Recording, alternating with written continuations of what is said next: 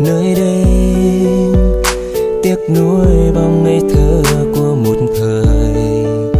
Ngày mới tới lớp xa lạ không quen thuộc, làm quen mới thấy vui. Ngày tháng trôi qua không kịp đến, qua đi bao nhiêu vui buồn nào ai hay. Một thời hồn nhiên mơ mộng nhiều vu vơ, hãy lưu lại sâu trong trái tim mình. Lang thang đi trên sân trường vắng, nhặt cánh phương hồng còn vương nơi này. Tạm biệt từng lớp học buồn giật chia tay rồi, cho tôi yêu thêm nơi này một chút thôi để tôi nhớ. Mai xa rồi sẽ nhớ nhau thật nhiều. Tạm biệt lúc ta đi với nhau khi tan trường. Tạm biệt rồi tạm biệt, mới là người bạn thân nhé. Tạm biệt xa rồi bạn đừng quên tôi. Tạm biệt rồi tạm biệt nhé nơi này bye bye.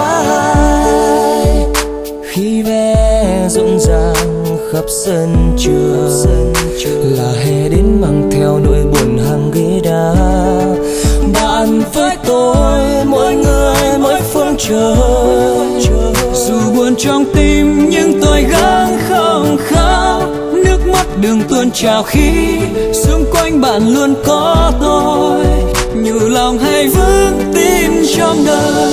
Lang thang đi trên sân trường vắng, nhặt cánh phương hồng còn vương nơi này.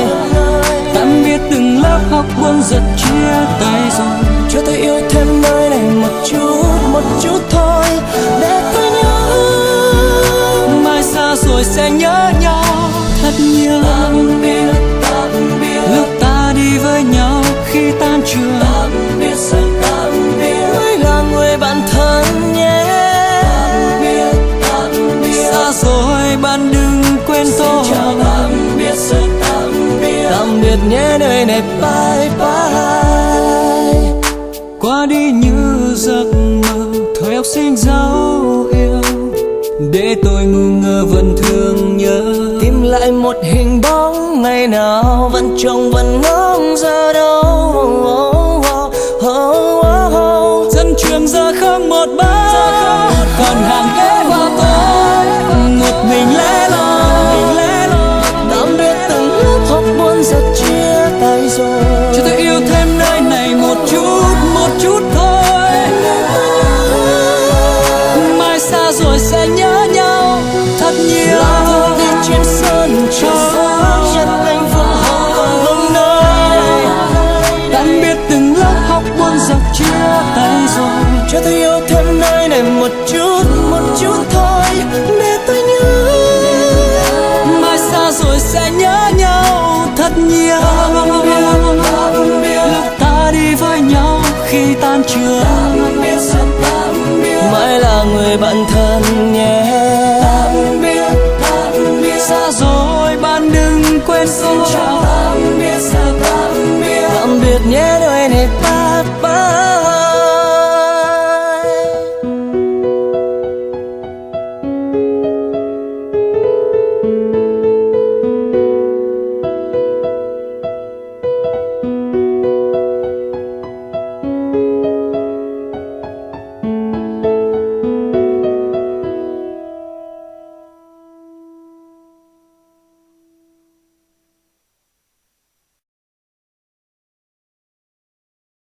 Lang thang đi trên sân trường vắng, nhặt cánh phương hồng còn vương nơi này. Tạm biệt từng lớp học buồn giật chia tay rồi, cho tôi yêu thêm nơi này một chút thôi để tôi nhớ. Mai xa rồi sẽ nhớ nhau thật nhiều. Tạm biệt lúc ta đi với nhau khi tan trường. Tạm biệt rồi tạm biệt, mới là người bạn thân nhé. Xa rồi bạn đừng quên tôi. Tạm biệt nhé nơi này bye bye. Lang thang đi trên sân trường vắng, nhặt cánh phương hồng còn vương nơi này. Tạm biệt từng lớp học buồn giật chia tay rồi, cho tôi yêu thêm nơi này một chút thôi